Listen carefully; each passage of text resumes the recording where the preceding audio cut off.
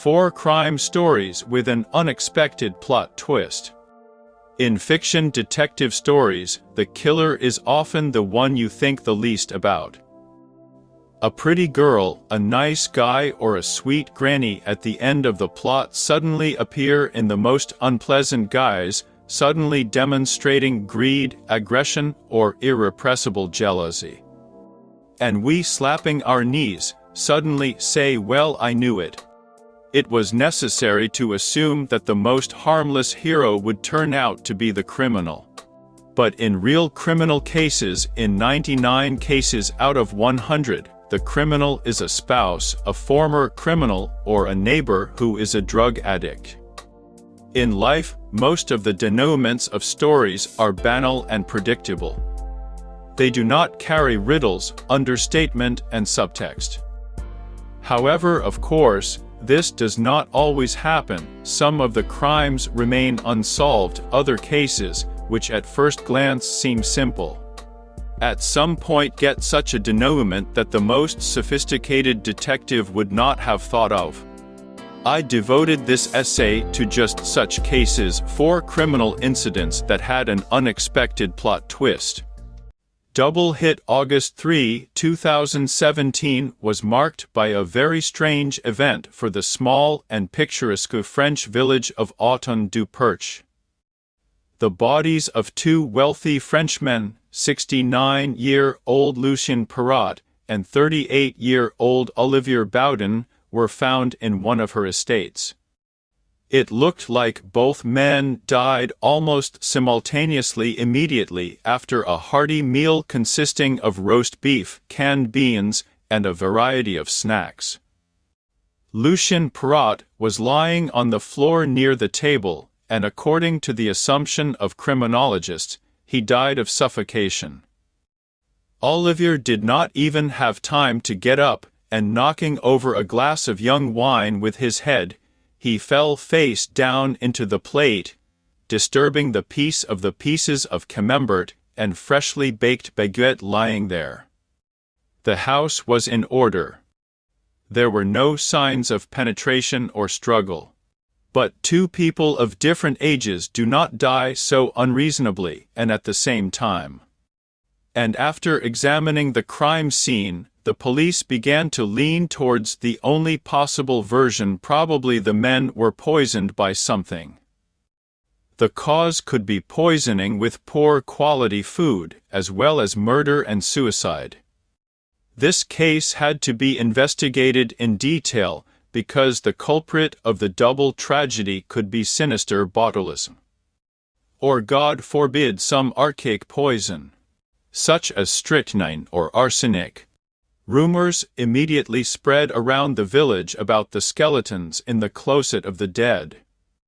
And although during their lifetime everyone considered Lucien and Olivier to be decent people in all respects, local bistros suddenly began to talk about their oddities and possible secrets.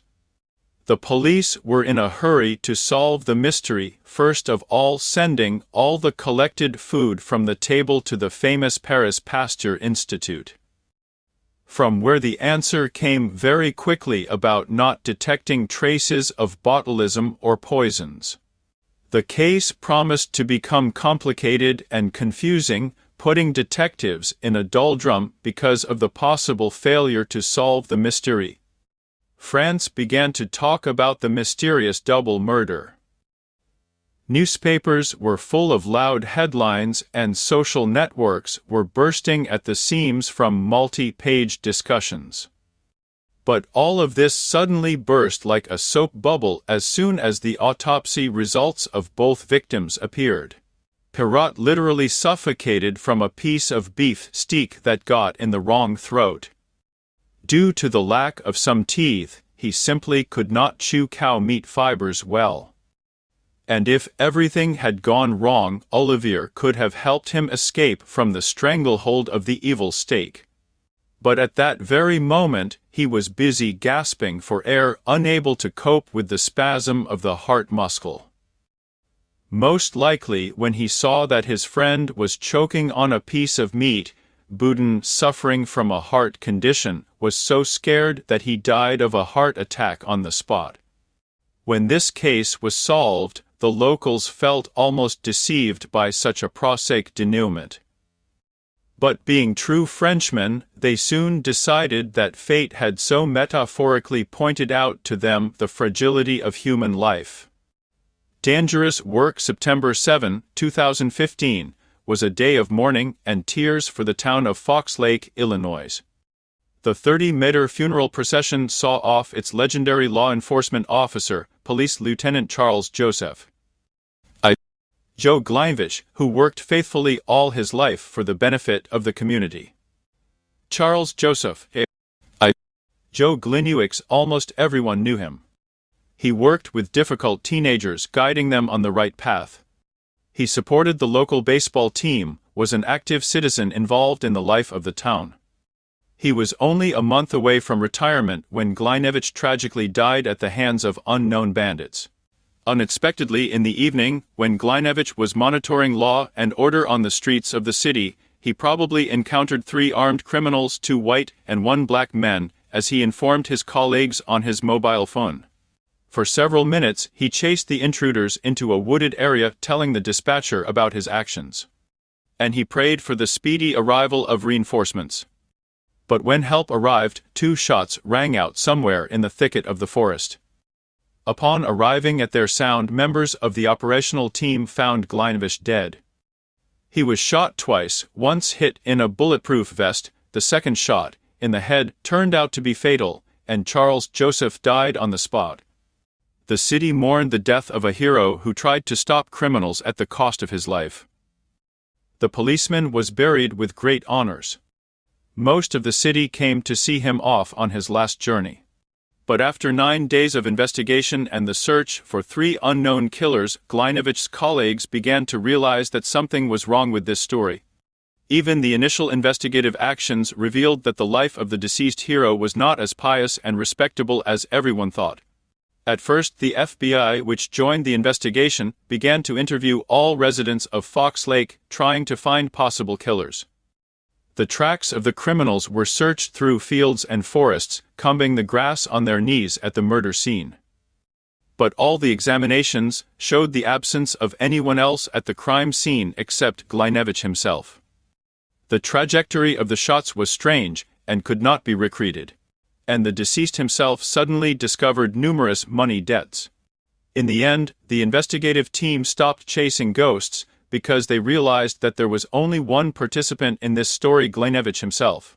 The information received from the mobile operator showed that before calling the police dispatcher, Glynevich was at the place where he was found shot for 30 minutes. There was probably no chase, as well as the mythical 3 criminals. And the trachological examination demonstrated that the shots to the bulletproof vest and to the head were fired at arm's length, that is, by the victim himself. It was a suicide with an imitation of the criminal actions of third parties. There was pride and shame behind Glynevich's suicide, so great that the man found nothing better than to end his life in such a strange way. It turned out that the deceased, shortly before his death, was accused of stealing tens of thousands of dollars from the cash register of a youth organization that he was in charge of. He even tried to order a local drug addict to kill witnesses who were ready to talk about his embezzlement case. Charles Joseph was not just a local youth leader, a macho man with a cigar hanging from the corner of his mouth and a strip of short, cropped hair on his bald head. He turned out to be a real thief and a deceiver, betraying the interests of the police and the public.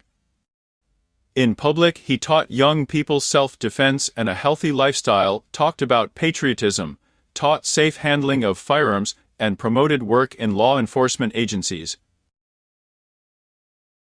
Meanwhile, he stole funds, violated the law, used the services of prostitutes, collected dirt on his colleagues, and lied to everyone he could. A hero. No, the thief. When friends and acquaintances found out the truth about Glynevich, they called it the biggest disappointment of their lives. Apparently completely entangled in a web of lies, Glynevich no longer saw an opportunity to hide the truth and preferred to commit suicide. However, even at that moment he could not change his habit, and tried to cheat everyone by staging his own murder. Ironically, the people of Fox Lake remember him that way now as a thief, a cheater and a conman, and not a man who defends the laws. The Whitaker family. From left to right, Bart, Kent, Tricia, and Kevin. Bart grew up to be a tall, handsome guy, sociable, smart, and very attached to his father. Kevin was the soul of the company, cheerful and athletic, could charm anyone with his energy, kindness, and dedication to his family. In 2003, the eldest son, Bart Whitaker, graduated from Sam Houston State University, where he studied criminal law. In the future, he wanted to work in law enforcement. On the evening of December 10, Bart passed his last exams, and the whole family went to celebrate his future graduation at a restaurant. Kent and Tricia were so proud of their son's results that right at dinner they gave him a gift in honor of graduation, an expensive Rolex watch. After the festive dinner, the family went home. Bart was the last to get out of the car, and lingered on the approach to the house. Kevin entered first, opening the front door with his keys. But as soon as he crossed the threshold, a shot rang out. The guy collapsed to the floor dead, and Tricia only managed to exclaim "Oh, no," and immediately, struck by the next shot, fell next to her son. The Whitakers were shot at by a stranger in the house. His face was covered by a ski mask. Another shot rang out, this time hitting Kent's shoulder. And then the fourth, the last, after which there was silence. This last shot got Bart. He was also wounded in the shoulder. It was he, bleeding profusely, who dialed the phone of the rescue service to inform about the shooting of the family. Unfortunately, Kevin died on the spot. Tricia was initially taken to the hospital, but she died soon after. The only survivors of the large, beautiful and happy Whitaker family are Kent and his son Bart.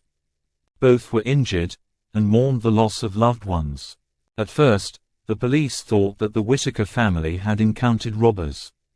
If they had returned half an hour later, they would probably have just found an empty house. But the thieves, caught off guard, felt cornered and in a panic decided to shoot all the witnesses.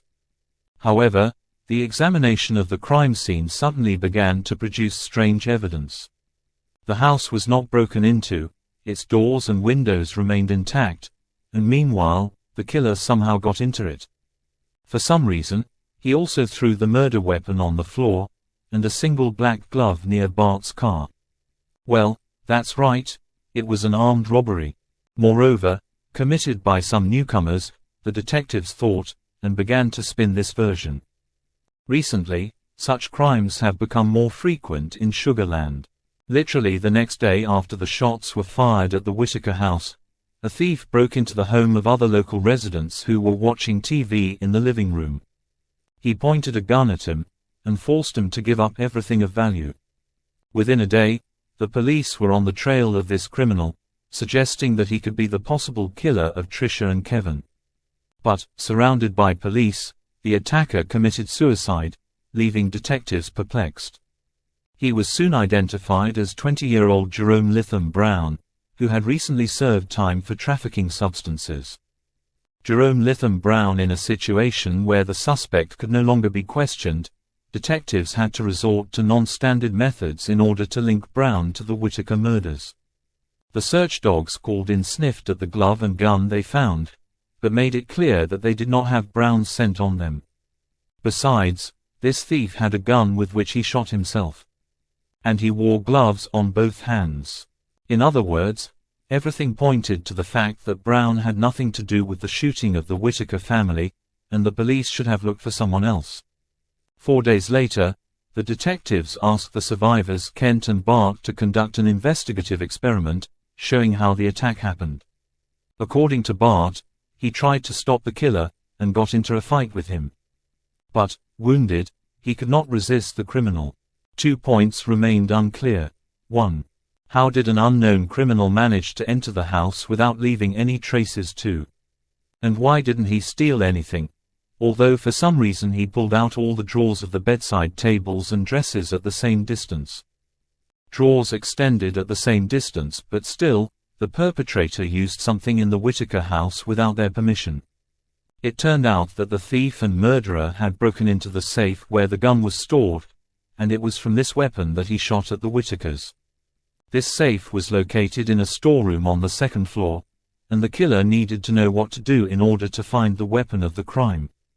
Putting all the pieces of the puzzle together, the detectives began to reasonably believe that the shooting of the Whitaker family did not happen at all because of a robbery gone wrong. The first suspicion fell on Kent Whitaker, but he openly answered all questions, cooperated with the investigation, was sincere, and his answers never differed from the proven facts. Kent Whitaker, but about Bart, an exemplary son and a successful graduate of the Faculty of Criminal Law, strange information suddenly began to surface.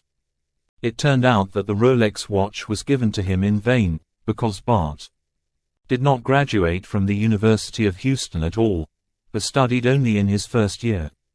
His attendance and academic performance were extremely poor, and the university administration was thinking about expelling him. The grade sheets and all the stories about studying turned out to be fakes and lies. Bart lied to his family about his academic success, which the police immediately notified his father about. It was a real shock to Kent Whitaker. He had just lost his son and wife, and the surviving son, as it turned out, was a pathological liar.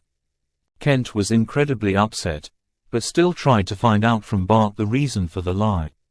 And he replied without batting an eye that he just didn't want to upset anyone. The explanation suited the father, but the detectives did not like it, to whom a witness came who claimed to know who the Whitaker killer was. This witness was Adam Hipp, an old friend of Bart's. He said that Bart had wanted to kill his family for a long time, having come up with a whole combination to implement the plan. Dinner at the restaurant was a decoy to get everyone together, and Bart's accomplice had to deal with the Whitaker family, making it look like a botched robbery. Initially, it was Adam Hipp who Bart intended for the role of an accomplice. He promised huge sums of money for the crime, which he could receive in the form of insurance after the death of his father, mother and brother. According to Bart, the amount of such an inheritance should have amounted to tens of millions of dollars. The most amazing thing is that all this was also a lie. The Whitakers had insurance policies, but they had 5-digit sums in them. Hipp refused Bart's offer, did not participate in the crime, and had an ironclad alibi. The detectives, of course, shared the information they received with Keith Whitaker, trying to warn him against his killer son. But he was already so overwhelmed by the grief that fell on him overnight that he thought, if my son kills me, I'll just get rid of the pain. He didn't want any more losses except for his only son. He had nothing left to lose. Using Hipp's information, the detectives managed to find the real accomplices of Bart Whitaker. They turned out to be his friends Stephen Champagne and Christopher Broshear. Stephen Champagne and Christopher Broshear. 2 years of surveillance, evidence collection and the criminal's own confessions proved that Christopher Broshear shot at members of the Whitaker family, and Stephen sat on guard in a car near the house. When Bart realized that the police had begun to monitor his accomplices, he robbed his own father again, taking the money that he had been saving, and went on the run. But soon enough, his location was handed over by a man to whom Bart turned for help in illegally crossing the Mexican border. It turned out that Bart, under the assumed name Rudy, had been living in a small Mexican town for several months.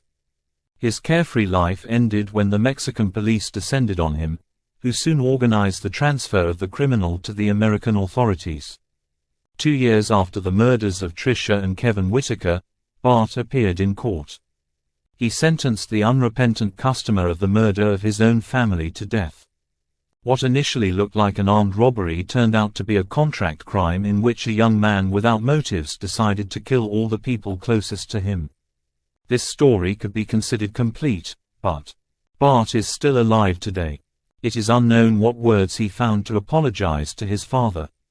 But throughout the trial, it was Kent Whitaker who was the only person in the world who did not give up on Bart and helped him. Kent persuaded the prosecutor to let Bart live, arguing, "If the state kills my last loved one, I will become a victim again." Bart's death sentence was commuted to life imprisonment. Just a few minutes before the syringe with the poison was supposed to touch the vein of the murder pump. If you like the stories, you can subscribe to this channel and like it.